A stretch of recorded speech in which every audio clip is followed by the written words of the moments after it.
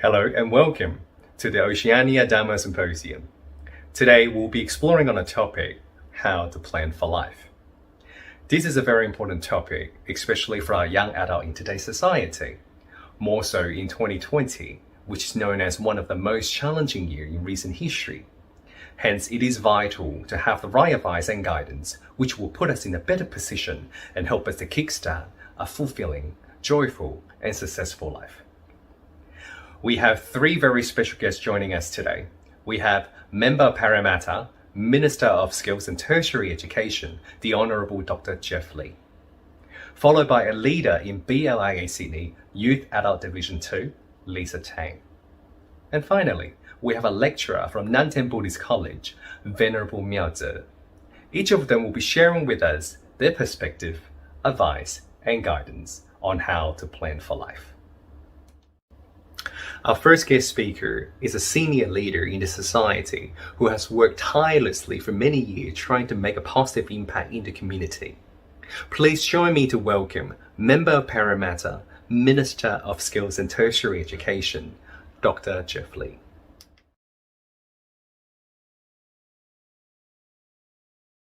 Hi, I'm Jeff Lee, Member for Parramatta and Minister for Skills and Tertiary Education. Can I firstly thank the BLIA and President Andy Chin on giving me the opportunity to address you today. I'm sorry that I couldn't be there in person, but during COVID-19, I think we all understand we must do things differently. So can I acknowledge the great work that the BLIA has done for many years in the community, not just as a place of great spiritual value, but certainly the volunteers and everybody working in the community to make us such a better society.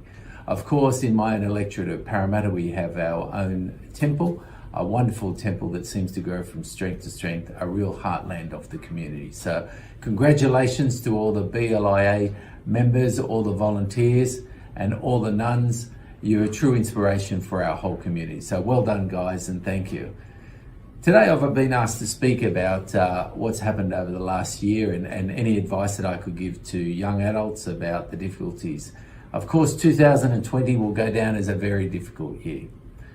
First, we started off by fires a year or so ago. We've had drought, and then in March, COVID-19 hit the state and the country and right around the world. But one thing that we can say for sure is that New South Wales, right here in Australia, has done far better than any other place in the world. In fact, there's probably no other place in the world that we've done such a remarkable job of controlling the virus spread. The difficulty with that is that we have to introduce some restrictions. And of course, those restrictions seem tough sometimes. We continue as a government to open up those restrictions. But until we find a vaccine, until we get to the point where the 80% of our population is vaccinated, these restrictions will be with us for some time. So I always say our greatest enemy at the moment is complacency in terms of the spread of COVID. So do what you can. Certainly is my starting off advice. Complacency is our enemy. We want to make sure that we remain as open as we can. Of course, we saw during COVID, we closed down schools, businesses were locked down, our community events were cancelled, we weren't allowed to go to the temple, even school was put on hold for a while. All of that has returned somewhat now, but as I say, complacency is our enemy. Many of you will be in your final years of school or be out of school and studying or having a job, but still, despite COVID, despite the fires and despite the drought, there are so many opportunities available to young people. So can I implore you to take every opportunity that you possibly can. There are so many opportunities. For those of you that have finishing year 12, congratulations on finishing your secondary school. The HSC results, I understand, will be out before Christmas. Good luck to everybody on your HSC results. I hope you get the results that you were expecting and you get into the course that you desired. Whether you go to university, whether you go to TAFE or another vet education provider, or whether you simply get a job. I think it's up to you as an individual to decide. If you were wanting to go to university and you didn't get into university, it's not the end of the world. There are plenty more opportunities. Remember, you can go to university at all time of life. And as a past teacher at university, I can tell you that there are so many different pathways that you can return. And in fact, my own pathway, when I was 33, I returned to university doing a Master's of Business Administration, and then later on a Doctorate of Business Administration. So I think the wonderful thing about education in New South Wales and Australia more generally is that you can actually do formal education at all times. For those of you who choose to go to university and get into courses, there are so many courses, whether it's law, science, humanities, the possibilities are endless at university. Can I say that it is very important to study hard and of course pass and do the best you can, but I think the most important thing is you actually participate in the university life.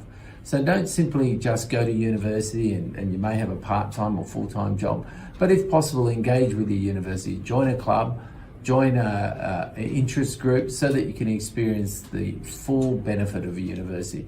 University, you develop some friendships that I've developed some 30 years ago. You still carry those friends with you. It's a formative time where you get to see the world in a very different way.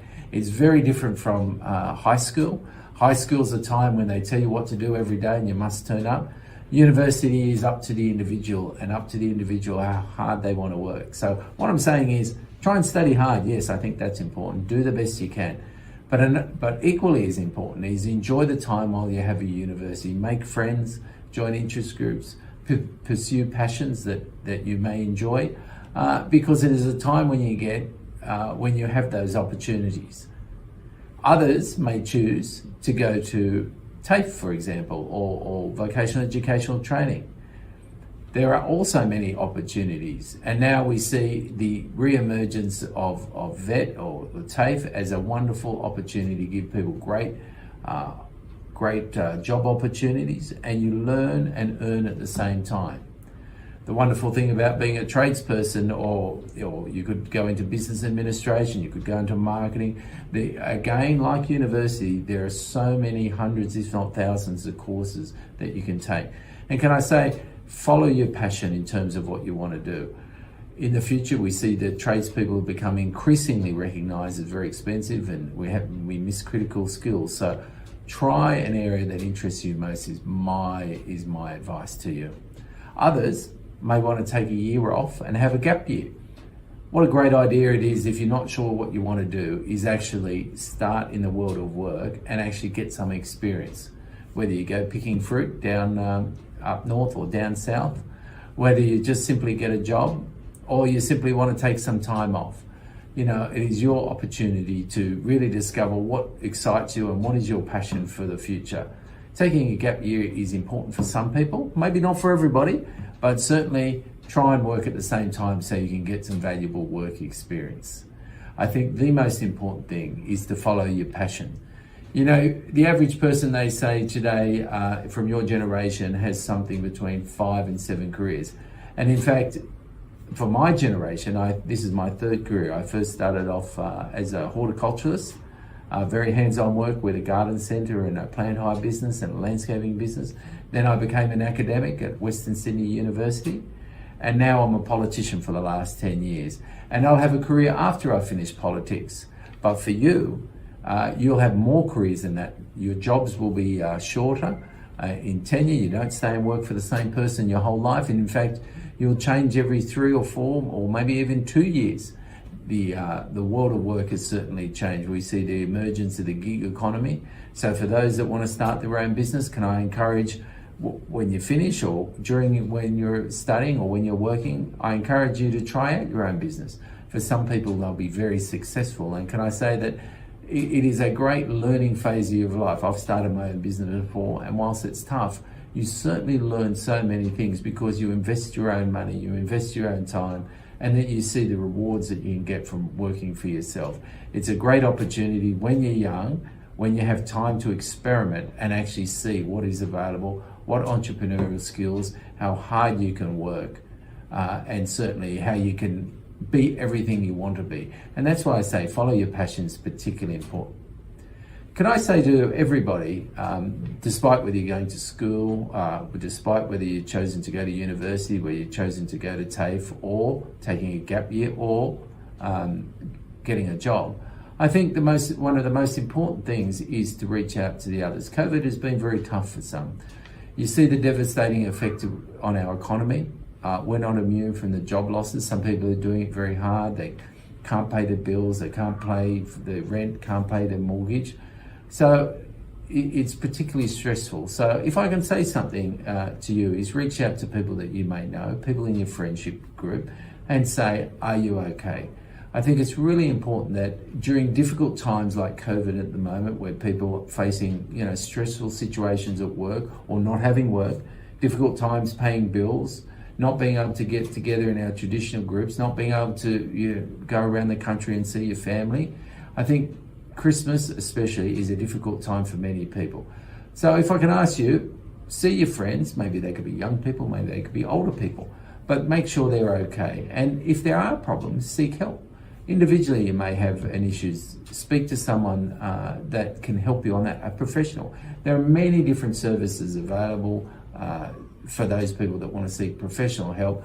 They're confidential services. Lifeline is especially important, but there are lots of different services that you can actually seek professional advice before the situation. Because if you're facing that, or a friend's facing it, or someone you know is facing it, their problems are not unique. Many people throughout our community are having a tough time during COVID, and that's why I think these sessions on broadcast sessions is so important. And if there's 3 pieces of advice that I can leave you with, it certainly is, number 1, whether it's school, whether it's uni, whether you're at TAFE, study hard. So do all that you can. Yes, study hard, but also enjoy your time while you're at tertiary studies. And can I say, just because you leave your first degree doesn't mean you need to stop. Continue to learn for the rest of your life. You may take a break like I did from when I was 22 when I finished my undergraduate degree, but then I went back there and did an MBA some 10 years later, and I continue to learn. That's particularly important because today's skills you'll need to continue to develop in the technological age where technology changes so quickly, and your skills need to be able to adapt. Your knowledge needs to be continue to develop.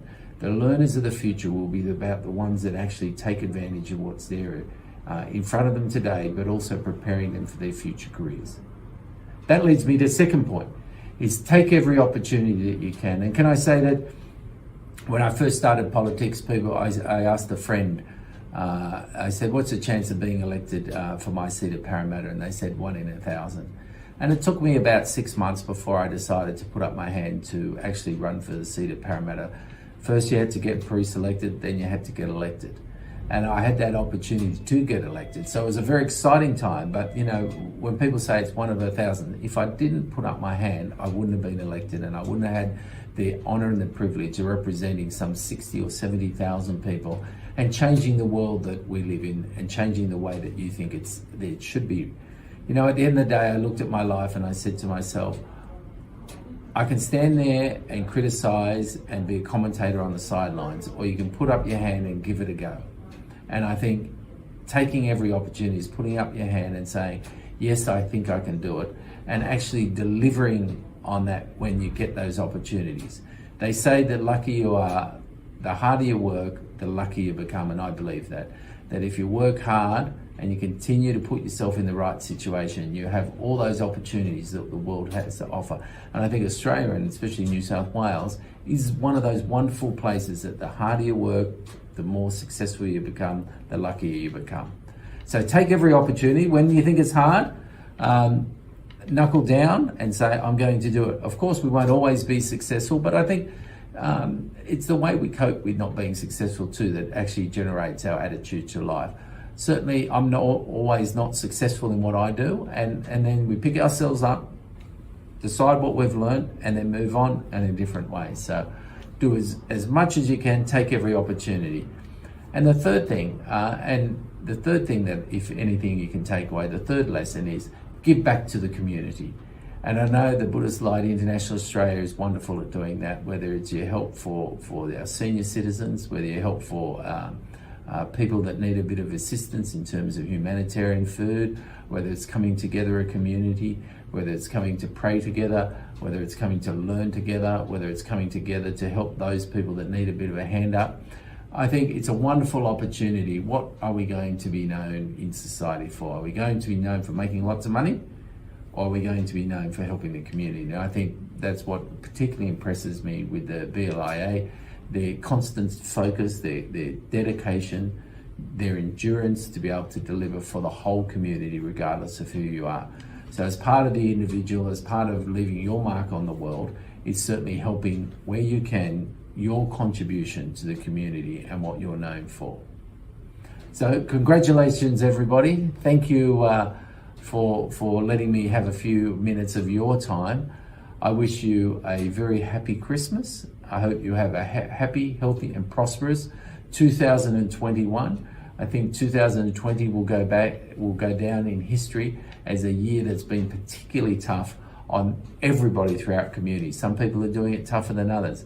But on behalf of the New South Wales government, can I congratulate the BLIA, can I congratulate Andy Chin, all the volunteers, all the office bearers, and especially the nuns on your leadership within the community, your role that you're taking in terms of making our society just that little bit better, your role in making our community a place where we all want to live, an inclusive society where we all can do anything we want to do, where we all can realise our full potential, where we all can realise our dreams. So thank you very much. On behalf of the government, I congratulate the BLIA. I'm Jeff Lee, member for Parramatta, and it's been an absolute honour and a privilege to be with you today. Merry Christmas and have a happy, healthy and prosperous 2021. Thank you, Dr. Jeff Lee, for the very insightful advice and guidance on how to plan for life. It is very important for us to take every opportunity that arises in life and do our best trying to make a positive difference in the world and give back to the community. Coming up next, we have a young leader from our BLIA Sydney Youth Adult Division 2. She has been learning diligently and trying to integrate what she has learned from Buddhism teaching into every aspect of her life. Please join me to welcome Lisa Tang.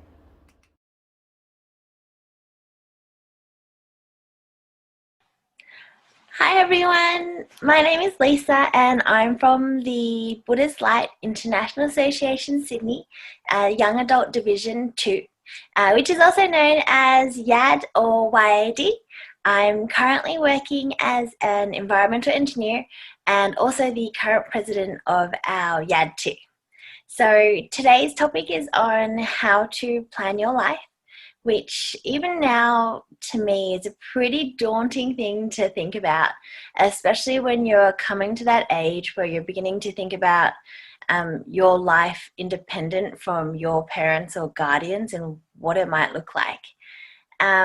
So what is the first step? Today I thought I would share with everyone how Buddhism, particularly my time with YAD, has helped to shape my life and maybe how it could help you in planning yours.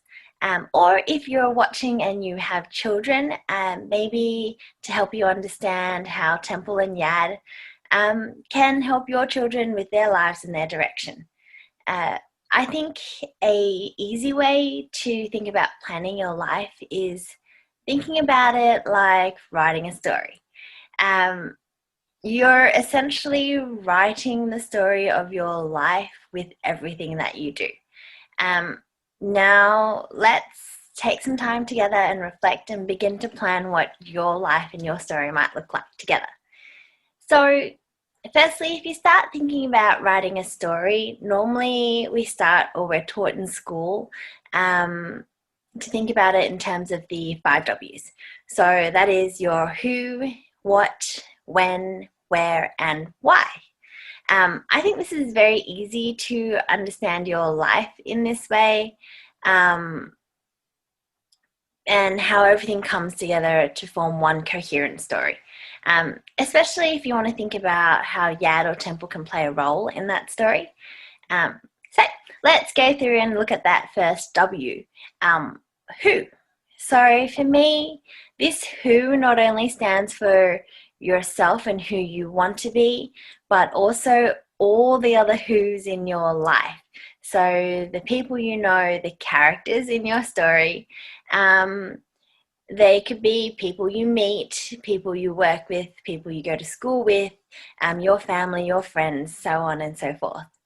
But let's first look at yourself.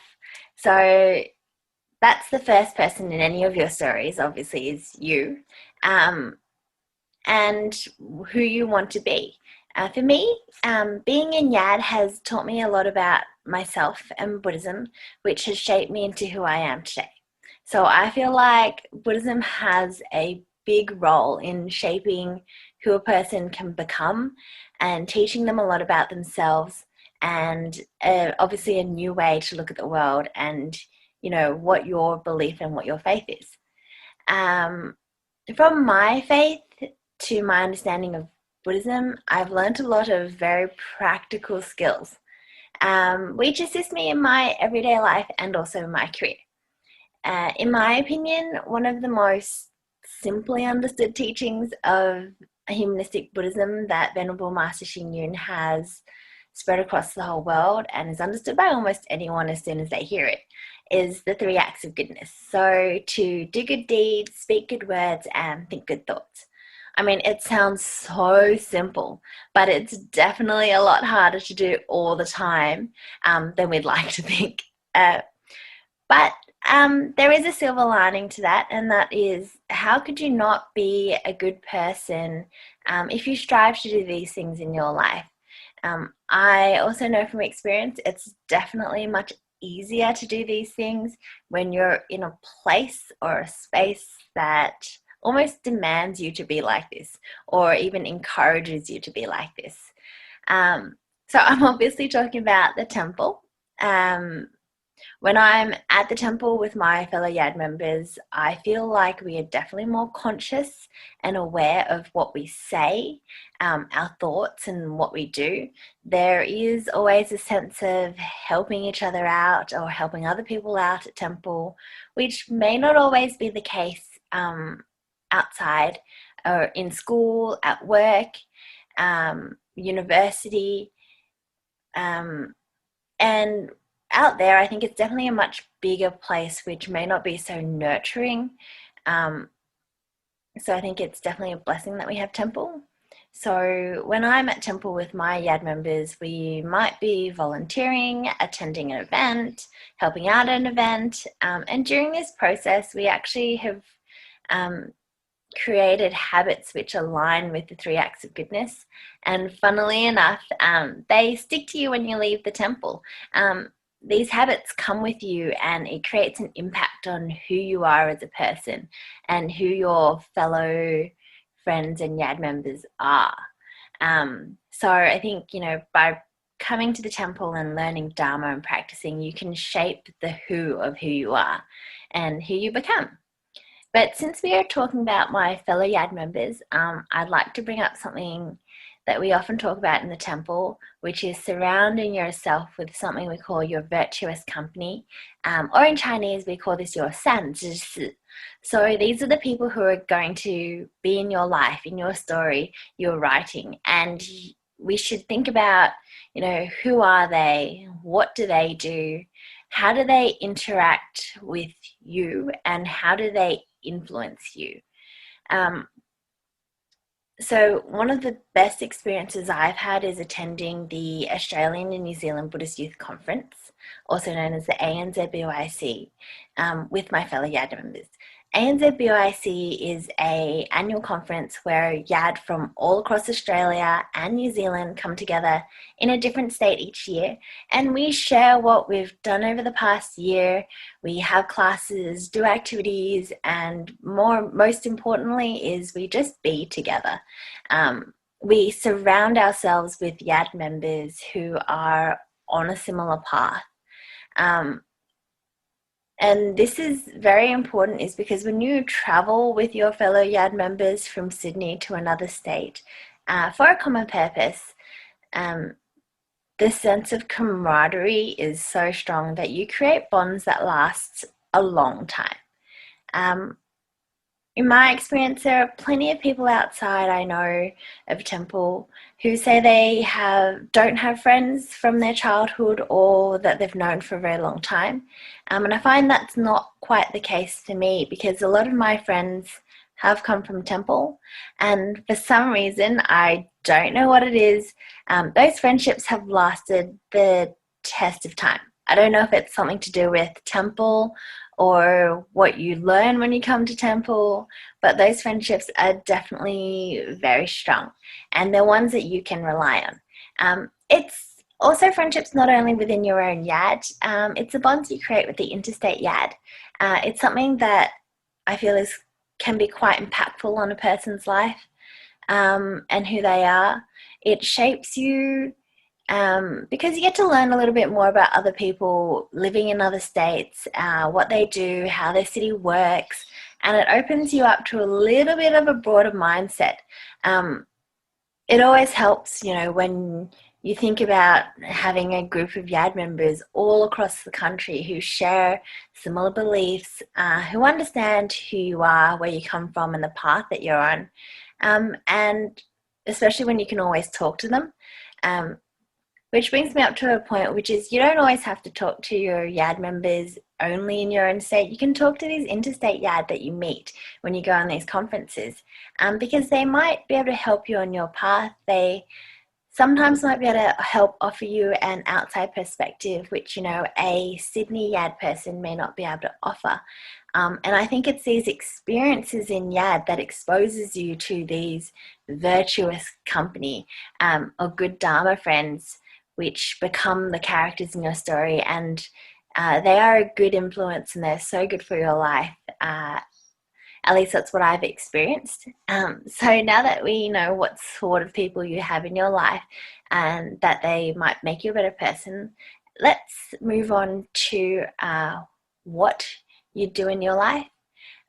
So I'm not going to address your career or professional plan and tell you what you should do, other than to say that as long as what you choose to do aligns with who you want to be, then it's probably the right path for you.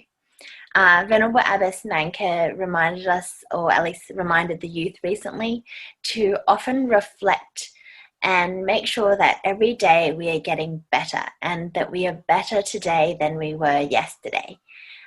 So, if your future job is something that makes you a better person and makes you better at what you do, ultimately, I think it's probably a pretty good job or the right job. So now let's look at, what you do outside of work. Well, we all know that what you do makes up a lot of who you are and who you become. So I think it's important to put a little bit of thought into what you choose to do. And I feel like YAD is a good place to foster good choices. I mean, in YAD, my fellow YAD members and I, we choose to volunteer. We create events for other youth, attend events, we learn Buddhism and Dharma, we get to go to regional and international events and conferences, and all of this is just a part of what YAD does. But what do you gain from these? So, by going to international events, international conferences, you get an opportunity to see and connect with people or Buddhist youth from all around the world, from Asia to North America, South America, and Europe. And there is a lot that you can gain from that. Myself, as an attendee or a participant to one of these conferences, I have learnt to see a much bigger world. I have learnt how to interact with different cultures, and it's broadened my whole life experience, which is quite incredible if you think about it, that we can do this through Buddhism. I've also had the luck and opportunity to be a staff member at these conferences. And I get to see a lot of behind the scene works. I've seen the hard work, dedication, and countless hours that they put into making this common goal. And it's heartwarming to see so many YAD members from all around the world. They come together and they work for this goal together, no matter of where they come from, what their own cultural beliefs are, but we do manage to somehow work together because I feel like we have that common faith in Buddhism. And being part of this type of international group, it definitely changes who you are and how you see the world. For example, last year I went to Brazil to attend our International Buddha's Light Young Adult Executive Conference. And I assisted with translating the classes from Chinese to English, and it was an amazing experience. It was one of those where the team I worked with, we worked hard together to be able to provide the other youth an experience that they could remember, even if they couldn't understand either the native language being spoken or the Chinese language spoken being at a time. And it's so selfless to be doing something like this for other people for their benefit. And every YAD member in that department worked their hardest to translate to the best of their abilities. They put in the extra hours before and after class to make sure everything was perfect. And we supported each other when we were translating. You'd always have someone helping you next to you. And you know, it's that worth ethic that you gain from doing these sorts of things that strikes me as something that's worth remembering, but it's also inspiring. And it's something that I take with me beyond the temple. That work ethic I bring with me to the workplace, and I can tell you it's definitely noticed, and it definitely puts you apart from other people. It's these sorts of things that you do with the temple that influence your life. For example, that experience reminds me that, you know, I should be honest and have integrity in the things that I do and give my best when I do. It reminds me that I should have the four givings in mind when I do things. I should be thinking about giving others confidence, hope, joy, and convenience in all the things that I do. I shouldn't just be doing things randomly without much of a purpose. So I think YAD offers you a lot of opportunities to do new things in your life beyond your career. And they're also very, very helpful because, you know, there's always Buddhism behind it, and it teaches you a lot more than, you know, just doing a normal task at school. So that brings us to when should we do these things? I'd like to share a quote from Jodie Picoult where she says, you can always edit a bad page, but you can't edit a blank page. She's a writer, so that's obviously where it comes from. But it means that, you know, you have to start somewhere, and it doesn't have to be perfect, but you do have to start. And it's like that saying, you know, you have to be in it to win it. A perfect example of this, you know, there's no time like the present mentality is if we want to look at, say, Venerable Master Xing Yu. I mean, at the age of 12, he said yes to becoming a Buddhist monk. And from that moment on, it was the start of his life story, which blossoms into this wonderful story that we all know. Because of just that one moment where he said, yes, I'll become a Buddhist monk. So much leads on from that one point because he started. You know, there is now for Wang San, there is now everything we see at temple. You know, he has gone through many difficulties and adversities to get there, but it didn't happen unless he said yes. And, you know, that's what sparked him onto this path of his life. So in a nutshell, what I'm trying to say is that there's no time like the present. You know, if you want to do something, now is the time to start. So, you know, if you find yourself struggling, you know, maybe take a look at the role models in your life, such as Venerable Master Xing Yu. Like, he doesn't waste time, but rather uses every moment of his life for the propagation of humanistic Buddhism and the benefit of society. And I think that's something we can learn from, and it can encourage us when, you know, we don't have the strength to encourage ourselves. So essentially, when you should do things is now. And obviously, when you want to do things, there has to be an opportunity to do so. You can make the opportunity yourself, but when these opportunities do arise, and this is something I've learned at Temple, is that you should always be willing to give it a go and give your best shot. You know, don't be afraid. Obviously, you have to take into account, your own health and well-being. But, within reason, take all the opportunities that you can, and you might just surprise yourself. You might find something that you love doing that you didn't know, and you would never know if you didn't give it a go. And I think that's something that's very Buddhist. Buddhism isn't about blind faith. It's about learning. It's about practicing. Practicing it for yourself, testing it out and seeing if what we've learned is what we see and what we experience in the real world, and understand it for ourselves through this practice. So, take your opportunities, give it a good test run. And if it's not for you, it's okay. You've done it, you've given your best go, and now and it forms part of your experience. And it becomes part of who you are. And that's also very important and good. I think it makes you a very well-rounded person when you test out different things and see what's good for you, what you don't like, what you don't know. But at least you can understand a little bit of, other people who do those things. And for me, that's what participating in conferences, being part of YAD, helping out at Temple has become for me. I've gained so many skills from, organization, public speaking, translation, even people skills. A lot of this has honestly come from being part of YAD and the opportunities that I've been offered, and being willing to say, yeah, I'll give it a go. And it's changed me in a good way. So, don't be afraid. Take the opportunities when you can, and, just go with it. Which brings us to where.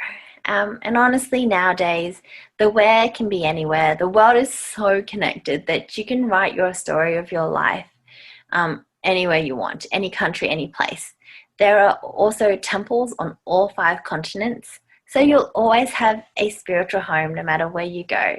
And honestly, it's, temple is as close as your nearest internet connection. You can connect to YAD, you can connect to temple over the internet nowadays. So anywhere you go is never too far. There's never no reason to reconnect with Buddhism and, practicing Buddhism for yourself. So I guess the answer is anywhere. Your life can take place anywhere you want it to be. You shouldn't feel like you're restricted to a single place. Which brings us to, last but not least, part of your story is why. Why do you do any of the things in your life? Why did you choose this but not choose that? I think this is very easily summed up by a saying from Venerable Master Xing Yun, which is to not forget your initial aspiration. In Chinese, it's 不忘初心, which I think is a saying a lot of us have heard before. At least we hear it a lot at Temple, and I think it's because it's so core to everything. I think for me it stands for no matter what you choose to do, when you do it, who you're with, where you're going to do it. At the end of the day, you just have to remember why, and why are you doing this, and is this right? I mean, in those times, look back, ask yourself, are you doing what you want to do? Is this where you want to be? Is this what you want to be doing?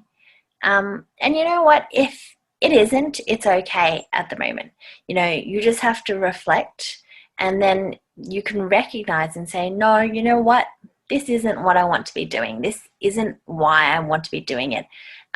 And, over time, you can guide yourself back to the path that you want to be on. I'm not going to say it's easy. Sometimes it is and sometimes it isn't. And we just have to remember, we're all human. We do get distracted, and we sometimes do lose our way. And you just have to remind yourself and reflect. Which is why, I like to say it's always easier with good people around you to help you, your Dharma friends, your virtuous company, to keep you accountable and to help you. So surround yourselves with as many good people as you can, and then often take that time to reflect upon your own life. By reflecting, it's the only way you're going to know how your journey, your story is going, and how it's aligning with your planning. I mean, if you don't want to set goals and plans and you're not that kind of person, that's okay too, but at least take the time to reflect. so you can align what you're currently doing with your own sense of self at the end of the day and what you believe in. And never forget that. So I think that's all from me today. I hope you can all write a good story for your life if you remember these 5 W's, and then also remember to reflect. As a reminder, Yadin Temple is always here for you to write your story through the ups and downs. So thank you for listening, and thank you everyone. Omi tofo. Thank you, Lisa, for the wonderful sharing. It is important that we need to be the author of our own story. I like the 5 W. Who, what, when, where, and why. It is equally important that we need to surround ourselves with the people who can guide and help us in life. And of course, our Yad is a wonderful place to start. Coming up next, we have a well-respected lecturer from a Nanten Buddhist college, and she'll be sharing with us how to plan for life from a Buddhism perspective. Please join me to welcome Venerable Miaozi.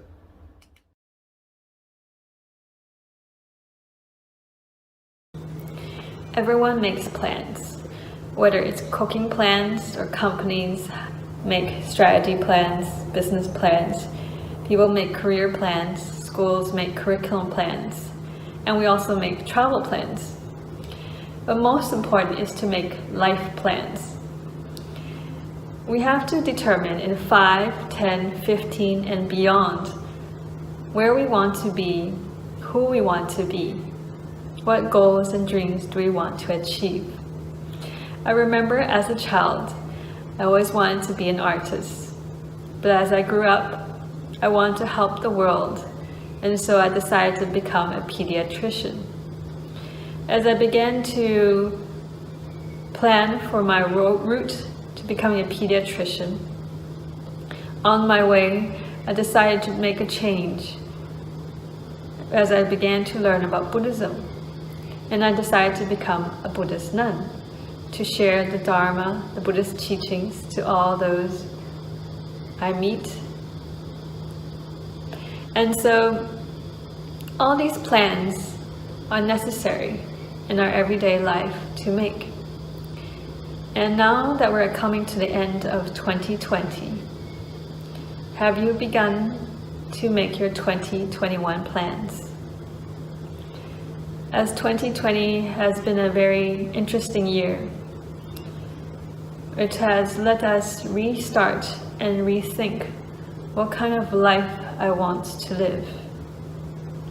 And now I'm going to share with you Venerable Master Xingyun. He recommends especially to young people to make life plans. The first stage is as a child.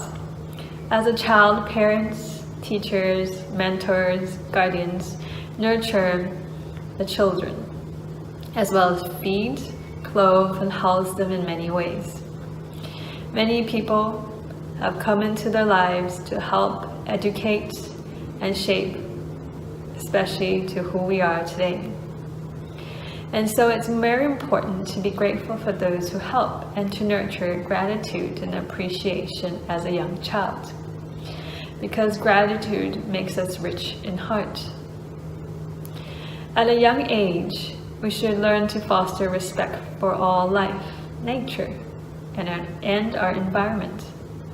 With a caring heart, we can affect those around us.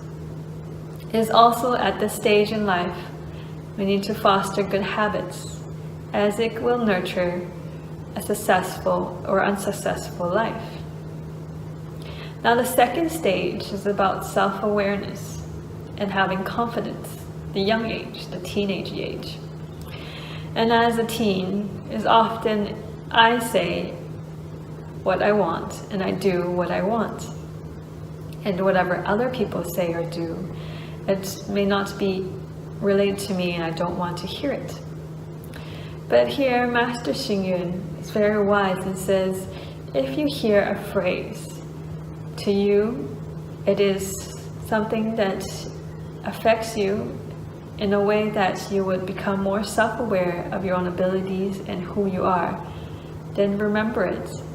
And as this phrase is of great use. Self-awareness is being aware of who we are and our abilities. The more self-aware we have, the more we know how to work with others and in the ways of the world.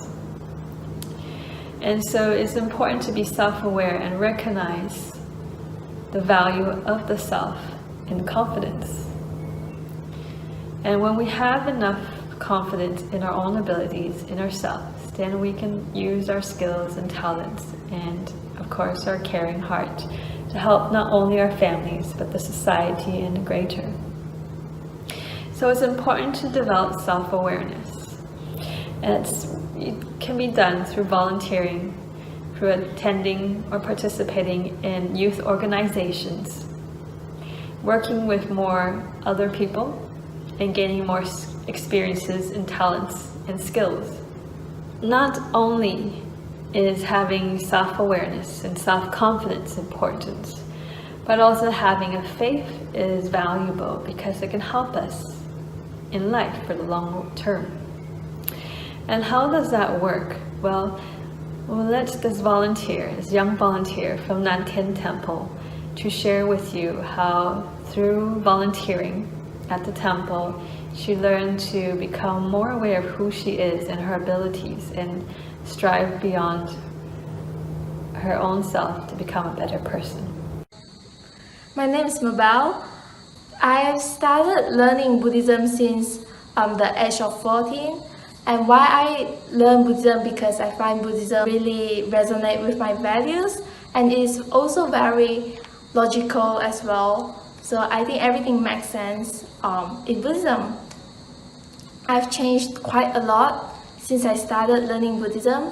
The main ones would be how I look at things and how I think of people, matters, or just my life as a whole.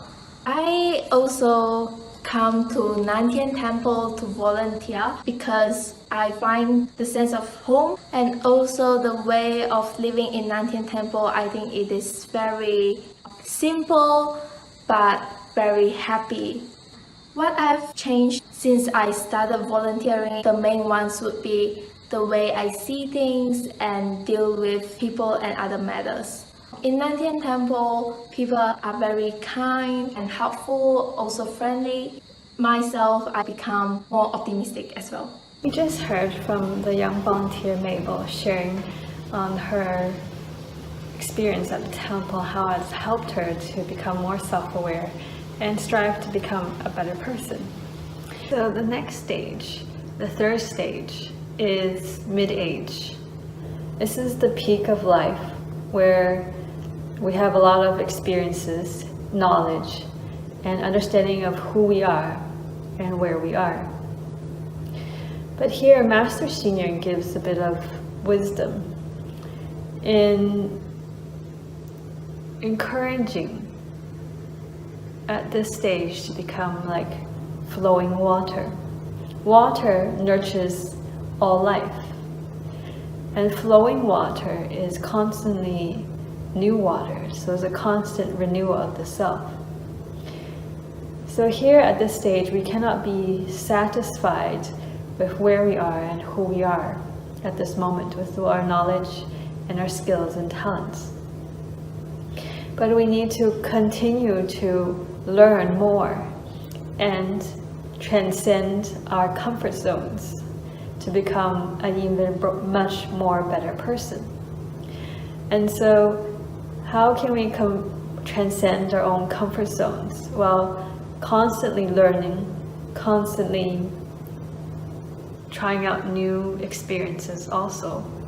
And of course, by attending volunteer groups and so forth to expand the mind and one's skills and talents. I remember when I studied at Nantian Institute in one of the classes, institutes across Nantian Temple. In the class, there were lots of professionals from mid-age and of those who are retired. What amazed me is they wanted to come back to continue to learn. They wanted to professionally develop their own skills. and to help themselves, whether in their family life, for personal reasons, or even in work. So it shows that they have this love for learning and the desire to improve. And at this stage, it's very important to continue, because life doesn't stop here. Learning does not stop here. It's a lifelong process. At the fourth stage, this is old age, which is a very natural process in life. We've been most active in most of our lives by this time. And here is about time where we learn to find peace and be at peace with who we are and where we are, and to follow the conditions of life, to be able to share our experiences in life and enjoy what there is in life. As Venerable Master Xing Yun wrote, old age does not mean living the amount of years you have, but thinking that you are old. So these 4 stages are the 4 stages that Master Xing Yun recommends in planning life. So you can check at which stage you're at and reconnect with yourself and determine how to live a better life or even a happier life. What kind of life would you want to live in 5, 10, 20 years later? Besides making life plans, it's also important to have a positive perspective on life. Now, Master Xing Yun believes that young people today should have a proper outlook on life itself, and he gives 4 perspectives. The first one is to think positively. Now, a lot of times things don't go our way, and in that case we feel sometimes it's unfair. We become upset and even stay stuck in our emotions. But why not give ourselves a little change in perspective? When we turn our thoughts around, we may actually find new opportunities and new changes that may occur. For example, on a rainy day, we plan to go on an outing outdoors. But because it's a rainy day, we stopped our plans. So we decided to stay indoors, doing games or reading. So nothing is actually entirely bad situation, and nothing entirely is a good situation. A bad situation can turn into something, a good outcome. But a good outcome will not last long and may turn for the worse.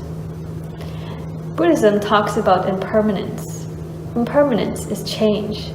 It can be seen in every part of our life, through the seasons changing, through the changing of our appearances, our lifestyle, our mindset, even as we age.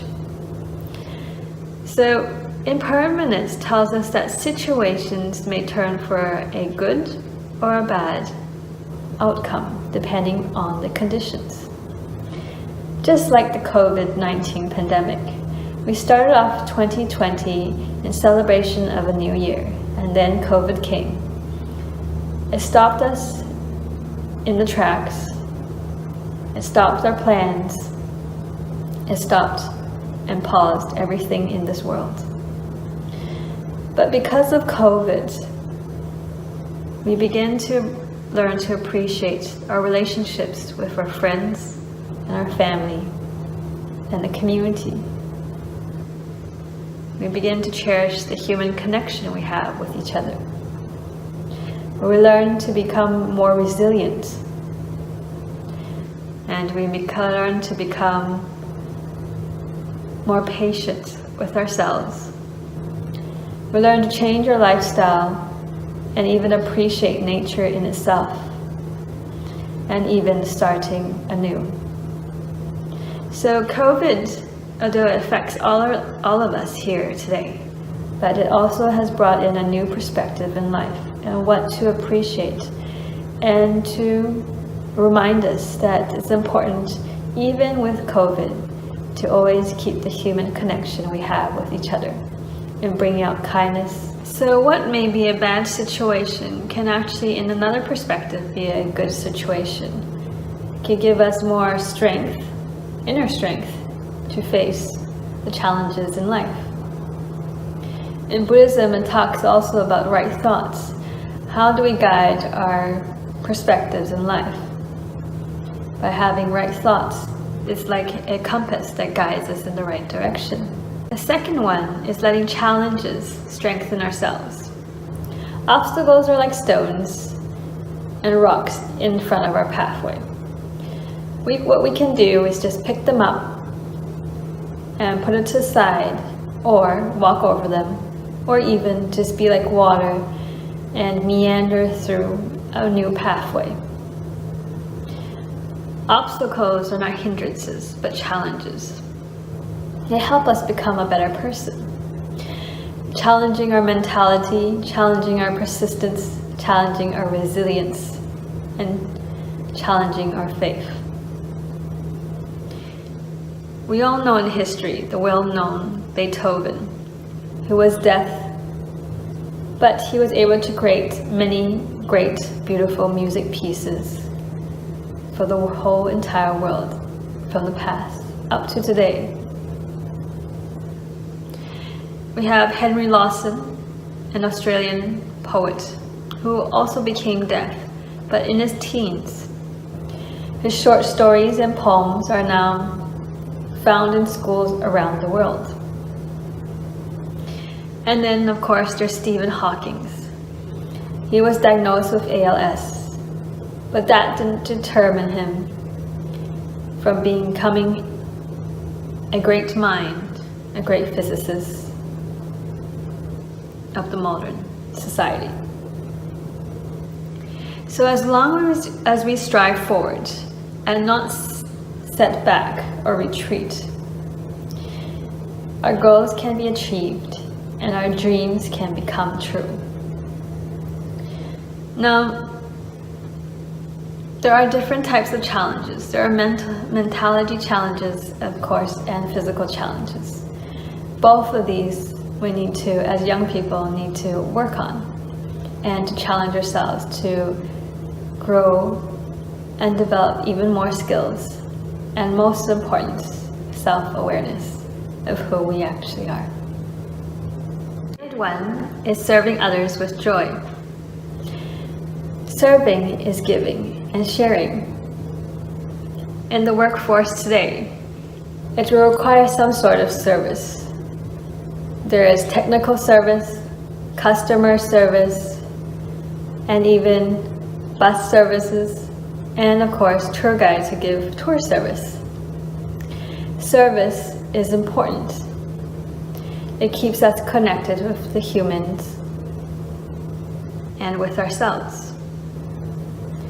Service is meeting what human needs. And because we have this connection with all human beings, we learn to be more empathetic, learn to be more compassionate, we learn what truly means to be joyful and caring. During the time of the Buddha, there was a disciple who often agreed to send visitors at any time of the day. And it was especially at nighttime. He would be the one who would guide those at night using a lamp. It was a very simple task, but he enjoyed it. It was a happy task that he loved to do. And so he was known for this task. And people respected him for who he was and what he did. By fostering the view to serve out of joy will increase our confidence and establish good friendships. Now I'm going to share with you a young adult who, by helping others out of joy, found not only her friend's dream job, but her own in return. When I was in uni, maybe like when I was 17 or 18, and I had a few encounters at temple with the senior YAD members, And I think through their persistence in getting me to join YAD, eventually I started attending a few events, and I realized I was able to develop great friendships with people in YAD. And it was just a natural process for me joining more and more YAD events. And through that process, I learned that Buddhism actually helped me a lot in overcoming challenges in life. And I think I have to say, like, obviously my parents were a great influence on me. Like, even though I wasn't into Buddhism in my early years, they would always talk about scenarios, examples of how it's helped them, and then incorporate the Buddhism. And I think naturally in my mind, I would start reflecting on it, even though I wasn't coming to terms with it. But then when I was in uni, I did experience a few things and then reflected on the Dharma, and actually made me realize that Buddhism has actually really, really helped me. So a couple of examples that was not life-changing, but made me realize the importance of Buddhism was my first job. So actually, in my last year of uni, I did get an internship at one of the big 4 accounting firms. And after that internship, there was probably about 10 of us that were in that internship program. And after that, I was hoping I would get a job out of that, but I just missed out. And my friend who also got that internship, she actually got that graduate position. But even though she got that position, I was really happy for her. But she actually didn't want that position, and so she kept looking out for jobs. And so in that process, I thought to myself, I'm just going to help her anyway, even though I can't find a job for myself. But I'll help her find jobs. And she was still writing up CVs, and she said, "Can you help me with my CV?" So I would take those opportunities to help her write her CV, and eventually she found the job she wanted. So when she found a job she wanted, she then declined that graduate position. And so when the recruiters were asking her, "Do you have anyone you can recommend for that graduate position?" she just naturally recommended me. So then pretty much that employer then offered me that job. So I was really, really grateful for that, because I think, and then I told my mum about it, and at that time I didn't realize, but my mum said to me, "Oh, it's probably because you helped her in finding the job that she wanted, and you helped her with a CV, and in the end, you actually helped yourself." So that was kind of like my first realization that, oh, Buddhism actually has helped me without realizing it, but the Dharma helps you to kind of want to better yourself and improve yourself. Yeah, it made me want to learn more about Buddhism. And so it was from my own personal like wanting to go to temple and to actually help out and be more part of YAD. As we could see from the video, Belinda shared how from learning Buddhism, she discovered to naturally helped others find the job that she wanted. And eventually, because she helped someone to find the job that she wanted, she got the job that she also wanted. The next one that Master Xing would like to share on perspective on life is to shoulder our own responsibilities. To gain the trust of friends, we need to be responsible. People trust us because they know we can deal with the situation and we know what to do. To live a down-to-earth or grounded life, we should also be responsible for our own actions. When we courageously take on responsibility rather than retreating or refusing very easily, we will actually establish good connections and good friendships. To resolve the mind to take on responsibilities is important. To be successful in life, we often need to self-evaluate. And responsibility and success come hand in hand. Questions you can ask yourself: have I worked hard enough? Am I compassionate enough? Do I have enough wisdom? Do I have enough strength? In face of hardships, am I patient enough? But most important, do not blame others for what others may have done. It's just like pointing a finger at others. When we point at others, one finger may be pointing at others, but there are 1, 2, 3, 4 fingers pointing back at ourselves.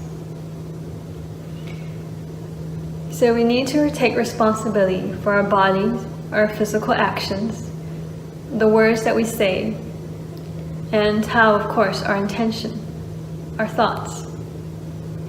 As an aspiring young person, we may have goals and dreams, and as we move forward with these life perspectives, we will be able to not only achieve our goals and dreams, but bring more joy and happiness in the world today. So if we remember, the 4 perspectives are thinking positively. The second one is take on challenges to strengthen ourselves. The third is to serve others with joy. And the 4th is to shoulder our own responsibilities. Remember, all greatness starts with ourselves. As a young adult, it's important to expand our horizons. We can gain a lot of opportunities through volunteering. It could be volunteering at youth groups, community centers, or anything of your own interest. We can also gain experience from participating in youth camps, in youth groups, just like Lisa. She is a young Buddhist who attended the Young Adult Division of Buddhist Light International Association. And her involvement in the youth group has also helped her grow in her inner strength and her perspective of the world. There are also youth camps such as the Australia and New Zealand Buddhist Light Youth Camp that happens every year. So every year, young people gather together to learn more about, not only about Buddhism, about their lives and how to find the value and meaning and purpose in life by working with and having fun with young people. Next, we'd like to share with you another young member of Buddhist Light International Association of Young Adult Division, Ki. From her experience as a young person learning about Buddhism, she discovered a lot, not only about herself, but how she wanted to live her life and the value of and purpose of her life, and especially in the workforce. Hello, my name is Ki and I'm Melbourne Yard for 4 years. So why am I working so hard in Yard was because when I first joined Melbourne Temple, which is a youth temple, what I see the most was a lot of volunteers and also devotees in temple. They're actually elderlies, but they have always been diligently working so hard just to maintain the temple daily operations. So to me, I feel, and they have been treating me so well and also taking me as part of their family. So I feel as a way for me to pay back, I should just give the best as I can as a youth, and also utilizing my strength as a young people to give as much as I can back to the temple. Why am I pursuing a career in Buddhism? I think it was when I slowly get more in touch with humanist Buddhism, I get to see so much more benefits it can give us, not only when we face all the challenges and adversities in life, but also how it can help us to shape ourselves into a better person. So when I got into the real corporate world, I get to see so much more about human, and I know this world needs more Dharma and also wisdom. Hence, when I got being offered a job in Buddhism, I gladly accepted, and I also established an aim, which is to spread more Dharma into this world, just so people can learn how they can be a better self, and also give joy, compassion, kindness, and equanimity to everyone around them. It's important, just like Ki, to find work or a career that aligns with the values that you believe in, and that's what she has found. Life plans are important. It's important to know where we are at what stage, and to review our own life plans every now and then. But in order to do our life plan, we have to look within. We have to be self-aware of who we are. The greatest strength in the world is the power of the mind. It is our willpower that determines whether we follow through the path. And it's also important to have a positive outlook in life. You will turn challenges, obstacles into challenges, and to see the world in a positive aspect. And when we take on tasks, we'll be willing to help others, to serve others with joy, and responsible for our own actions. So your life is in your hands.